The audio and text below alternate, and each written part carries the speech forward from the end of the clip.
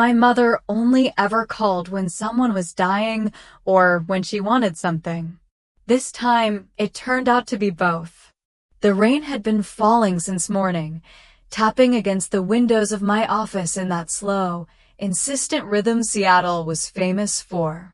I liked the sound. It gave me something to focus on besides the antiseptic smell of the lab and the hum of machines that never quite slept. I was staring at the final line of a protein assay report when my phone buzzed. I didn't recognize the number right away, but something about it made me sit a little straighter. I didn't pick up on the first ring, or the second, but by the third, something old like muscle memory made me swipe the screen. Vanessa, my mother said, her voice too composed. I didn't reply. Not yet. It's your sister. Her voice cracked just slightly on the word sister.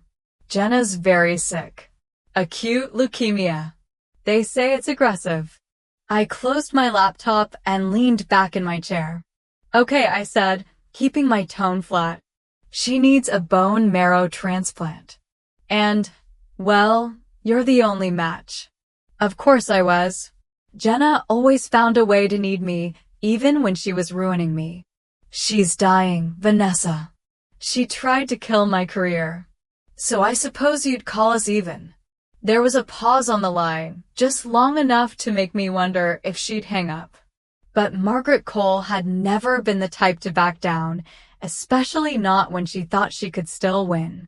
I know things were strained between you two, she said carefully, but this isn't about the past. It's about saving a life. I looked across the office to the framed research award that still hung on my wall, though I wasn't sure why I hadn't taken it down. The same week I received it, Jenna had sent emails to my department's ethics board, accusing me of falsifying results. She forged testimonies, convinced a lab assistant to go along with her story, and nearly ended my entire career with one campaign of lies. My voice didn't shake, though my hands wanted to. You're right, I said. It's not about the past. It's about consequences. Vanessa. I ended the call. Clean. Precise. Like I was sealing off a vein in surgery. The phone buzzed again almost immediately. Voicemail. I didn't listen. I didn't need to. The door creaked open a moment later, and Erin stepped in with 2 coffees and a tired smile. She paused when she saw my face. That bad? She asked, setting the drinks on my desk. Worse. I rubbed my temple. That was my mom. Oh! Her expression shifted. Erin had been around long enough to know that O was a complete sentence when it came to my family. She says Jenna's sick. Cancer. And that I'm the only match. Erin's lips parted, then closed again.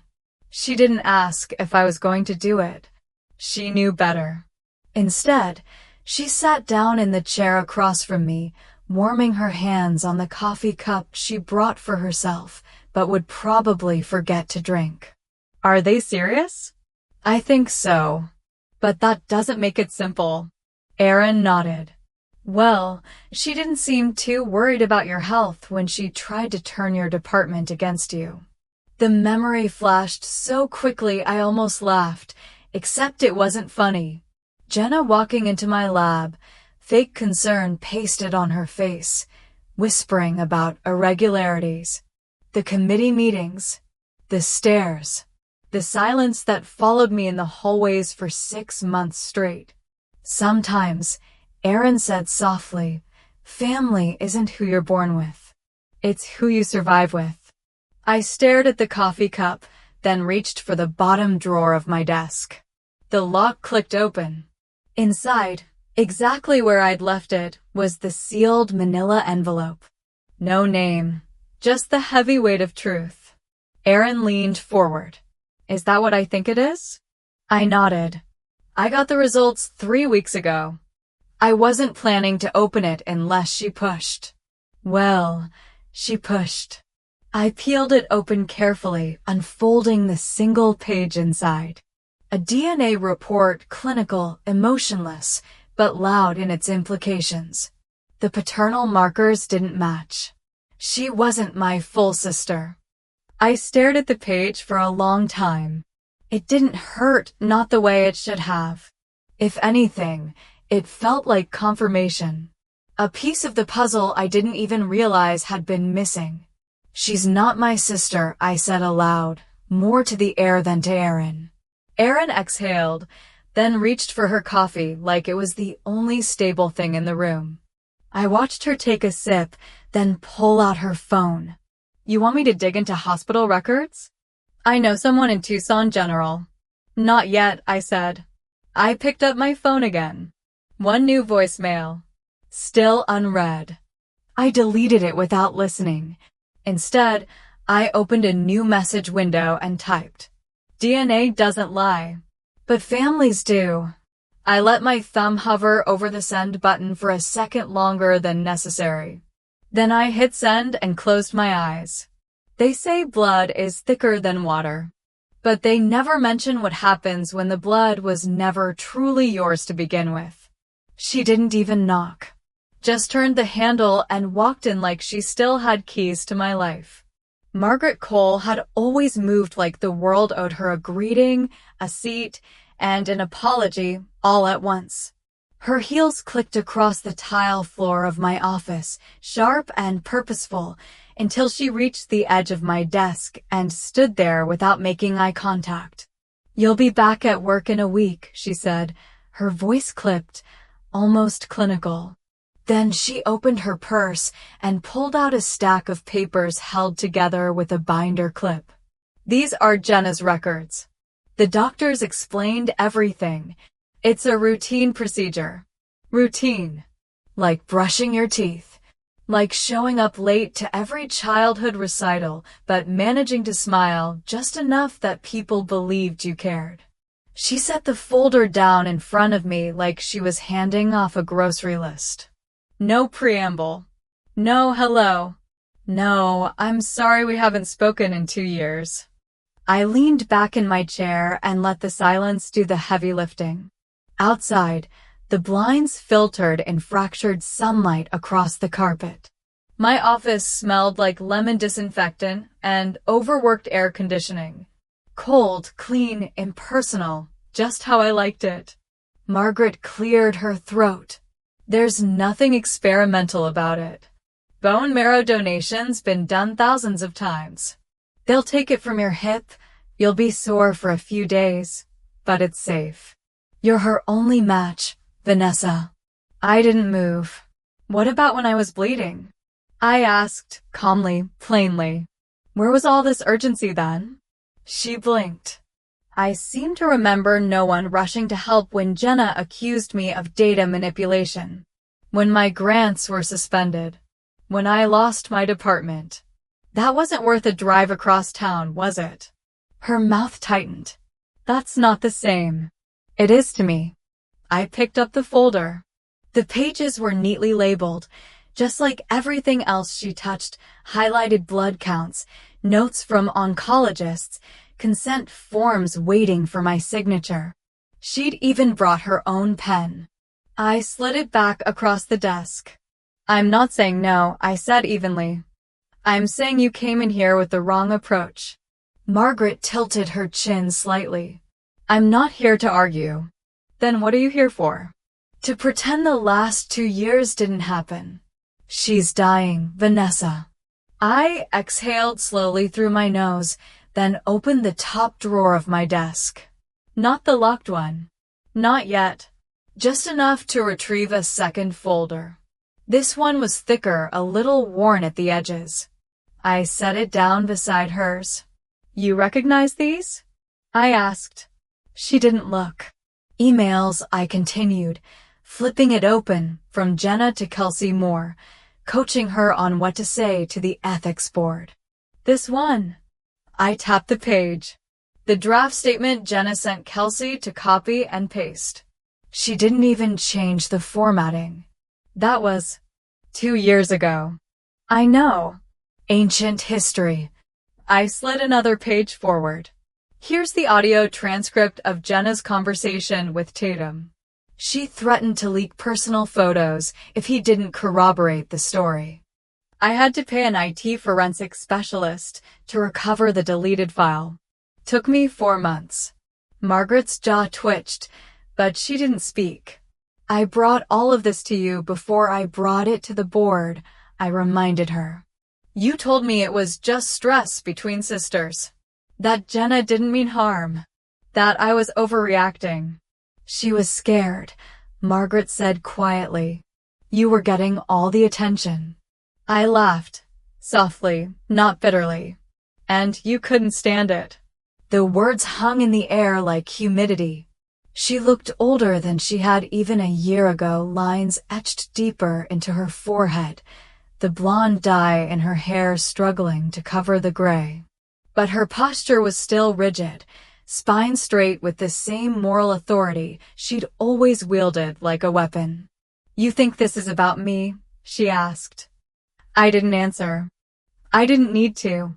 Instead, I reached down and unlocked the bottom drawer, the one with the sealed manila envelope. I placed it carefully between us. What's that? I didn't answer immediately. I just opened the flap, pulled out the single-page DNA report, and set it gently atop the folder. Margaret's eyes scanned it. I watched her pupils flick from line to line, her hands clenched in her lap. This is a paternity test, she said finally, voice thinning. Yes. Her mouth opened, then shut. That's not you had no right. I had every right. After what happened, I started wondering why you always defended Jenna so completely. Why your love for her looked more like guilt than affection. She's your sister. No, she isn't. I tapped the page. Not biologically, not emotionally, and not morally. Margaret reached forward to grab the document, but I held it down with my hand. Don't bother hiding it. I've already scanned and backed it up. She blinked rapidly, then tried to regroup. Even if that's true, it doesn't matter. She's still family. She still needs you.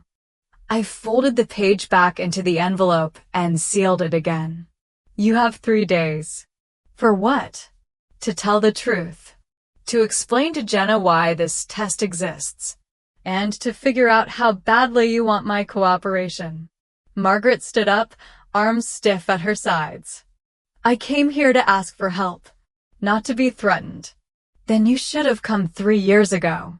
When I needed yours. I didn't stand. I didn't follow her with my eyes as she stormed out. I just stared at the folder she left behind, still sitting on the desk like a paperweight of obligation.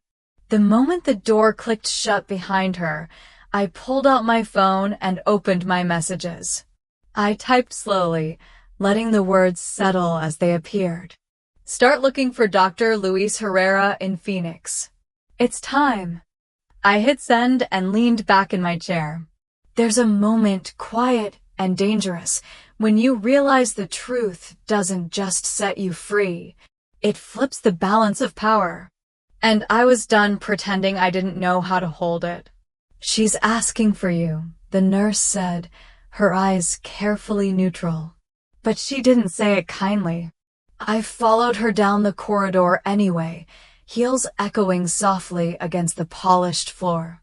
The University Cancer Center in Tucson looked more like a luxury hotel than a hospital.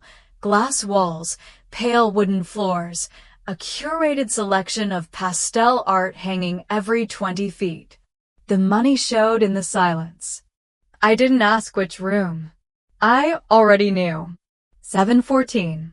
A private suite. Naturally. Nothing less for Jenna. The nurse pushed the door open and gave me a quiet nod before leaving me to the scene inside. Jenna lay in bed, propped up by 2 crisp white pillows, wrapped in a dove-gray silk robe that matched the orchid on the side table. Her skin was paler than I remembered, but the lip gloss was fresh, the lashes curled, and the blanket arranged just so. Even in illness, She knew how to curate her image. "Well," she said without looking up from her phone. "Look who finally decided to grace me with her presence." I didn't sit. Didn't smile. "You wanted to see me. Don't flatter yourself." She slid her phone onto the tray beside her. "Mom said you were being difficult. I thought maybe I could talk some sense into you." "Sense," I echoed. "That's an interesting word coming from you." Her smile was slow, practiced. "You're still angry." I stepped closer. "I'm not here to revisit the past. I'm here to give you terms." Jenna tilted her head. "Terms? What is this, a negotiation?" "No," I pulled a folded sheet of paper from my coat pocket. "It's a condition." She took it with a smirk, scanning the first lines before raising an eyebrow. "A notarized confession?" "Yes, listing the emails you forged, the manipulation of Kelsey Moore, the threats to Tatum, the lies to Lamar. All of it." Her laugh was soft, like wind chimes in a stale room. "You're serious." "I am." She leaned back against the pillows. "You'd really let me die to prove a point?" "I'm not letting you die, Jenna. I'm letting you choose." I paused. "You want my bone marrow? Earn it. You always did love playing the martyr." I didn't bite. "You sabotaged my reputation, my work, my relationship. And now, you want to act like none of that matters because you're sick?" Her eyes flashed, just briefly. "I made a mistake." "No, you made a plan," I corrected. "And you executed it beautifully." For a moment, something raw flickered across her face. Then it was gone, replaced by the familiar calm veneer. "You don't understand what it was like. Growing up in your shadow. Always second. Always told to be more like you. Then you should have become someone worth imitating." She flinched. Just slightly. And I knew I'd hit something true. I reached into my bag and pulled out the envelope. "This," I said, placing it on her tray, "is the DNA test." "I know we're not blood twins," she said, dismissive. "No," I opened the envelope and slid the page out, letting the headers speak for themselves. "We don't share a father." She blinked. I waited. "That's not... What are you talking about?" Her voice, for once, had no edge. Only confusion. I ran the test after everything happened. After the ethics board, after the fallout. I had to know why Mom protected you so completely. Jenna looked down at the report. "This is fake." "It's not." She swallowed hard, then looked away. "Even if it's true, what difference does it make?" "It means," I said, "you're not my sister." "Not in blood. And certainly not in behavior." Jenna's voice dropped. "You think I wanted to destroy you?" I didn't answer. "You were always the favorite, Vanessa. The smart one. The careful one. The one people respected." I crossed my arms. "That wasn't a crime, Jenna." "No." But it felt like punishment. We stood in silence for a moment, her in a hospital bed, me in a blazer that still smelled like the airplane. She looked at the paper again. "You want me to sign this?" "Yes." "By Friday. Notarized. I'll have my lawyer draft the final version. And if I do, then I'll consider the transplant." She picked up the document, folded it back slowly. "You know what's funny? Even now, sick as I am, Mom still believes I deserve to be saved. That's between the two of you. And what do you believe?" I walked to the door. "That actions have consequences, even if they're delayed." I paused with my hand on the doorknob. 3 days. You know how to reach me. As I stepped out into the hallway, the air felt colder than it had when I came in. I didn't stop walking until I reached the elevator. The moment I pressed the down button, my phone buzzed. "One new message from Jordan Kim. Can we talk?" "It's about Jenna." Of course it was. Jordan looked older. Not in the face, his jaw was still square, his dark hair still combed the same way it had always been. But something in the way he avoided my eyes made it clear. Time hadn't passed kindly between us. Or maybe guilt just aged a person differently.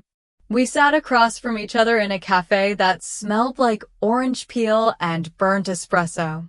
I picked the spot intentionally. Quiet, anonymous, soft jazz bleeding through the speakers overhead. The kind of place that let painful things be spoken without echo. He stirred his coffee more than he drank it. "Thanks for meeting," he said. I nodded, wrapping my hands around my own cup even though I had no intention of sipping. "Your message was vague." He looked up, then away. "Yeah." The pause stretched long enough to make me wonder if he'd changed his mind. But then he cleared his throat, rubbed the back of his neck, and said, "Do you remember that week in December, back in 2019? There had been so many weeks in 2019 I wanted to forget." But I nodded again. "The week we broke up." He winced, just slightly. "I never told you why." I didn't respond. "I didn't need to." "She came to my office," he said. "Jenna. Said you were cheating on me. Said you'd been seeing Mike behind my back." I blinked once, slowly. "Mike. My co-founder," he added unnecessarily. "I know who he is." Jordan's hands tightened around his coffee. "She showed me photos. You and Mike outside some restaurant. Hugging. Laughing." I remembered that night with perfect clarity, because it had been the night I told Mike the funding came through. The night I was planning a surprise announcement for Jordan's birthday. "She said you'd been sneaking around for months. That you were using me to get inside information for your research. Do you believe her now?" I asked evenly. "I didn't want to," he said. "But the pictures." I looked at him, really looked at him, and saw the same smart man I'd once loved, sitting in the ruins of a truth he hadn't bothered to chase. "You think I'm here for an apology?" I asked. "No," he set down the spoon. "I think you're here for facts." That, at least, was accurate. "She contacted me again last week," he said. "Said she was sick. Asked for money. Said she needed support, maybe a second chance. She even asked if we could talk, like, romantically." I raised an eyebrow. "While she's trying to get a bone marrow donation from me?" He shook his head, disgusted. "I didn't give her anything. Not this time. This time." Jordan exhaled, then looked at me for the first time since I sat down. "Vanessa, I should have asked you. I should have given you the benefit of the doubt. But you didn't," I said, "because it was easier to believe the lie." I was hurt, confused, naive. I leaned forward. "You weren't the only one." He looked down. I reached into my bag and pulled out the folded page I had shown too many people already this week.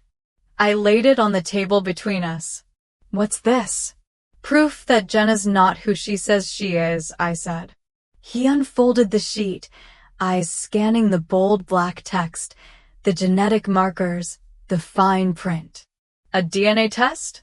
I nodded. "She's not my sister. At least not by blood. My mother lied to everyone, maybe even herself." Jordan leaned back, like the truth physically pushed him. "Jesus." "Exactly." He sat with it for a moment. "That's why she always got away with it. Why Margaret never held her accountable." "She wasn't just protecting her daughter," I said quietly. "She was protecting her secret." Outside, the light drizzle blurred the streetlights into halos. The world beyond the window looked soft and forgiving, but inside the cafe, everything was sharp. "Why tell me all this?" he asked. "Because I need you to remember how far she's willing to go. How real the manipulation was." "And then what?" I finished the last of my now cold coffee. Then I need you to let it haunt you like it haunted me. Jordan said nothing. I stood and gathered my things. You don't have to forgive yourself tonight. But you don't get to forget. He nodded, slowly. She's dangerous. She's dying, I said. But those aren't mutually exclusive. As I reached the door, my phone buzzed. A name flashed across the screen, Aaron. I stepped outside before answering. The rain had picked up slightly, just enough to smell like something cleansing. You're going to want to see this, Aaron said, skipping any greeting. I found him. Luis Herrera? He's still in Phoenix. Still practicing. Still under the radar. I paused under the cafe awning, watching people walk past in the dark, umbrellas swaying like jellyfish. Then it's time, I said. Aaron hesitated. Vanessa. I know, I replied, already walking. Truth has a way of asking for very little, until suddenly it demands everything. The man who could have been my father smiled like he already knew who I was. Dr. Luis Eduardo Herrera sat in the far corner of the hospital cafe, one hand wrapped around a ceramic mug, the other resting flat on the table. He looked like the kind of man who carried order around him like gravity, clean lines, pressed collar, posture straight even while seated. I recognized his eyes before I reached him. Jenna's eyes. Not mine.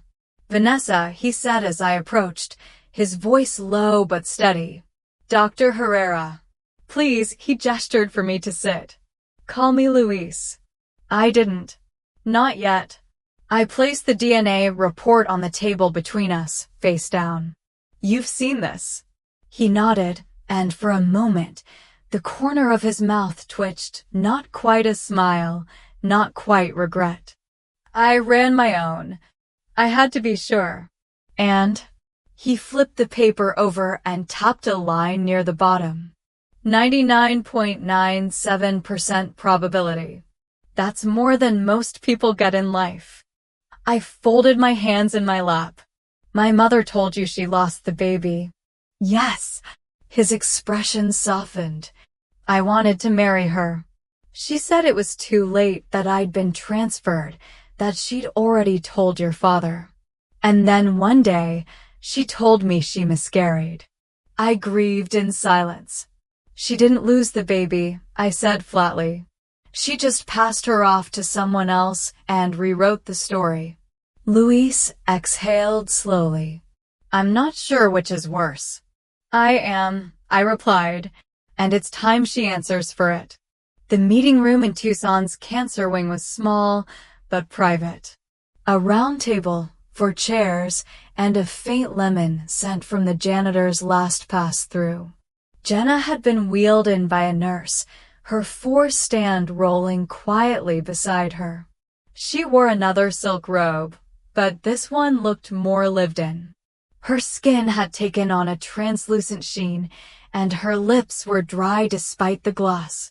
Margaret sat stiffly beside her, hands clenched in her lap, a scarf looped tightly around her neck, even though it was already warm outside. Aaron stood near the door, tablet in hand. A silent witness.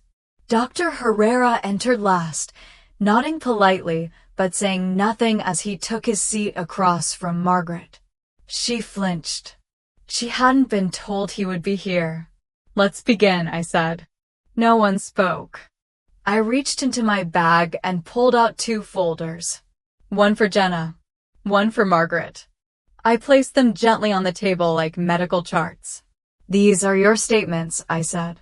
Jenna, yours details the coordinated sabotage of my professional reputation, emails, false accusations, threats. Kelsey Moore. Tatum. Lamar. Everything. Jenna looked away. Margaret, I continued, yours is a signed admission of paternity fraud, along with documentation of long-term emotional manipulation. Margaret's lips parted. Vanessa, you can't. I can, I said. And I have. Dr. Herrera reached across the table and opened the folder. Margaret's face drained of color. "You told me she was gone," he said softly. "You let me walk away thinking I'd failed you. That I wasn't enough." Margaret's eyes shimmered, but didn't spill. "You were married." "I was divorced," he said evenly. "You knew that." Jenna shifted in her chair, uncomfortable with the silence. "Why does this matter now?" "Because truth has a clock," I said, "and yours is running out." I slid a pen across the table. "My terms are simple," I continued. "You both sign. In exchange, I'll consider the transplant. I'm not promising. I'm only acknowledging that it's an option." Erin cleared her throat gently. "And Dr. Herrera? He gets full contact rights with Jenna, effective immediately." Jenna scoffed. "So you'll just dangle my life like a carrot?" "You dangled mine for 2 years," I replied. "This isn't revenge. This is balance." Margaret opened her folder. Her hands shook as she flipped through the pages. "You wrote this like a deposition." "It is one." "You'd really make this public?" I didn't answer. Jenna leaned forward, breath shallow. "You're enjoying this?" "No," I said. "But I've waited too long to stop now." She pushed the folder away. "Forget it. I won't sign." Her voice cracked at the edges, and her fingers gripped the side of the chair as though it were anchoring her to something real. "You can't make me do this." "Then you've made your choice." I stood. Erin stepped forward, but Jenna's head suddenly dipped, her body folding slightly as a cough tore through her. Sharp. Wet. Alarming. The nurse, waiting just outside, burst in, her pressures dropping. "We need to move her back." Margaret stood up too fast, knocking her chair over. "Jenna." "She's okay," the nurse said, already checking vitals. "But we need to stabilize." Jenna grabbed my wrist as they began adjusting her tubes. Her fingers were cold. "Wait." I looked down. "Give me the pen," she whispered. I hesitated, but handed it to her. Her signature was messy, uneven, like it hurt her to write. When she finished, she pushed the paper back toward me and turned her head away. "I did everything you said," she whispered. "Because Mom told me you'd never fight back." Margaret sank into her seat, covering her mouth with both hands. For the first time in my life, I saw her not as a mother or a strategist, but as someone who had completely, irrevocably lost. I took both signed documents and placed them in my bag. "I'll send the originals to my lawyer," I said quietly. As I turned to leave, Jenna's voice stopped me again. "I left something for you," she said, barely audible. "With Danielle." I didn't ask what it was. I just nodded once and walked out, Erin following. Behind me, the room remained silent except for the low, rhythmic beeping of a monitor. A life, measured in electrical pulses and confessions. The envelope was hand-delivered by Danielle Rivers, Jenna's college roommate, 2 days after the hospital meeting. She didn't say much, just offered a small, polite smile and a quick hug before disappearing into the afternoon mist that rolled over Seattle like a familiar ache. I didn't open it right away. I left it on the kitchen counter while I fed the cat, answered emails, washed 2 plates, and lit a candle that smelled like rosemary and clean linen. I wasn't avoiding it, exactly. I just wanted to be ready. When I finally sat at the table and opened the envelope, the handwriting made my chest tighten. It was Jenna's, but slanted softer, like she'd finally let her guard down. Like her hand no longer had the energy to armor her words. "Vanessa, I'm sorry, but sorry doesn't fix what I broke. Mom made us into opposites before we ever had the chance to be sisters. She told me you were jealous. She told you I was manipulative. Maybe we both became what we were told we were. I wanted to win, always. Even when I didn't know what the prize was. Even when it meant hurting you. I think I started lying so early I forgot how not to. But I remember you coming home from your first lab internship, how your eyes lit up. You talked about enzymes the way other girls talked about prom. And for 1 minute, I was proud of you. I think I even loved you. Then Mom walked in and said, "Don't let her get too far ahead." So I didn't. I'm sorry. This letter isn't enough. But maybe it can be a start. I read it twice before folding it carefully and placing it back inside the envelope. I didn't cry. I just sat there, letting the silence settle like dust. I met Dr. Herrera one last time that week. We sat at a small Italian place near the University District. Red brick walls. Soft lights. Bread served in baskets with real linen napkins. "I can't thank you enough," he said, setting down his wine glass. "For bringing the truth forward. For letting me know her, even this late." "You deserved that," I said simply. "So did she." He nodded, but I could see the emotion swimming behind his composure. "Will you stay in contact with her?" I didn't answer right away. She has my terms.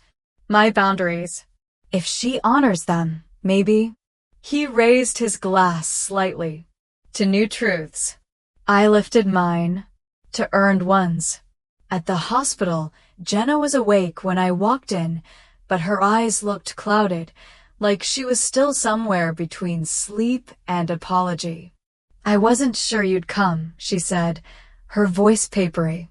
"You asked for a meeting," I said. "I'm here." She nodded toward the table beside her bed. A folder sat neatly there. "It's everything. My savings. I wanted to go to your research. Not as a favor. As repayment. I didn't reach for it. You can't undo it. I know. But you can help rebuild what you broke." We sat in silence for a few minutes. The hum of machines. The rhythm of breath. Somewhere down the hall, someone laughed, and it felt out of place. "I've read your confession," I said finally. "And I believe you wrote it with intent. Not just survival." I did. "I'll proceed with the transplant," I said. "Under legal supervision.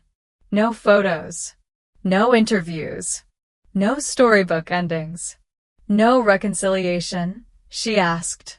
"No revisionist history." Jenna smiled faintly. "That sounds fair." Weeks later, I walked out of the hospital with gauze at my hip and a new kind of ache, not sharp, not bitter. Just deep. Like something had been taken, but not stolen. Aaron texted to ask if I needed a ride. I said no. I wanted to walk. As the sun dipped behind the Tucson skyline, casting long amber streaks across the sidewalk, I thought about the letter again. Jenna's words weren't a bridge. Not yet. But they were no longer weapons either. And that, for now, was enough. Family doesn't begin with blood. Sometimes it begins with truth. Sometimes the deepest healing doesn't come from reunion, but from finally telling the truth out loud. Jenna's letter didn't erase the harm, but it gave me a place to set it down. In the quiet that followed, I learned this. Family can be chosen, but so can boundaries. Mercy doesn't mean forgetting. It means holding space for what's broken without letting it break you too. If this story reminded you of the complicated ties we all carry, I hope you'll share your thoughts. Sometimes, a simple conversation can be the start of a softer ending.